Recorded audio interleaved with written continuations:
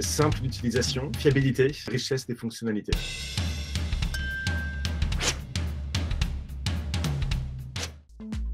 Arnaud Salès, cofondateur et product manager chez OnBrain. Je m'occupe de vision du produit, recueil des besoins chez les utilisateurs, des spécifications techniques, design de la plateforme, planification des développements avec les équipes techniques d'OnBrain.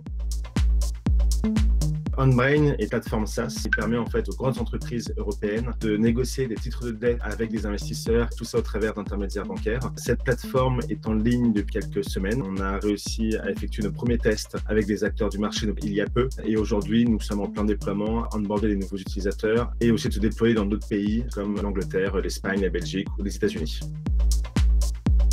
On est sur une plateforme 100% web. Le front est en Angular, le back est en PHP avec un framework Symfony. L'ensemble de la plateforme est hébergé chez AWS. On est dans le secteur de la finance avec des contraintes assez poussées en termes de sécurité, de fiabilité et de confidentialité. Et donc, on a mis en place une architecture en France AWS avec notamment aussi des lignes physiques BT Radiance avec certains de nos clients pour respecter les normes du marché.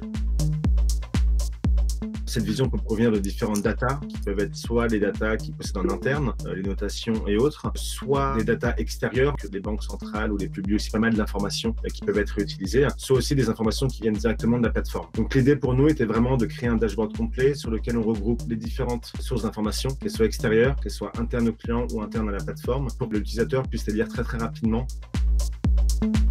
Le premier dilemme qu'on a eu pour la partie data visualisation, c'est de savoir déjà si est-ce qu'on fait nous-mêmes avec nos équipes en interne. Clairement, là, il y avait pour nous quelque chose d'assez important, c'est de ne pas réinventer la roue. On a des équipes de développement qui sont quand même limitées en termes de jours hommes. Le deuxième point, c'est qu'on voulait aller assez loin dans la réflexion sur le dashboarding. Donc, c'est pour cette raison-là qu'on a décidé de partir sur des prestataires techniques et non sur soit une solution in-house ou soit même une solution open source qui manquait de fonctionnalités.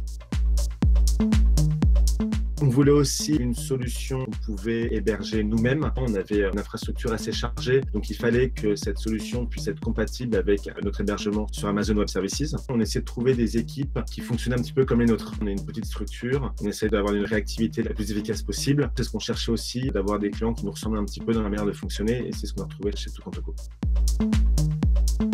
On a fait une première semaine de formation dans laquelle en fait on a expliqué notre problématique pour qu'eux puissent être force de proposition sur des choses auxquelles on n'aurait pas forcément pensé. Puis au moment de la création, comment relier les données ensemble, traiter les données correctement pour avoir une réactivité optimale de l'application, mais aussi sur le choix des bons graphes pour les bons sujets, ce genre de choses, où finalement on s'est assez rapidement rendu compte que nous on avait tendance à vouloir mettre la même courbe et le même histogramme un petit peu partout parce que c'est ce qu'on connaissait, alors qu'en réalité il y a toute une panoplie de graphes qui existent auxquels on n'aurait, je pense, jamais pensé au début.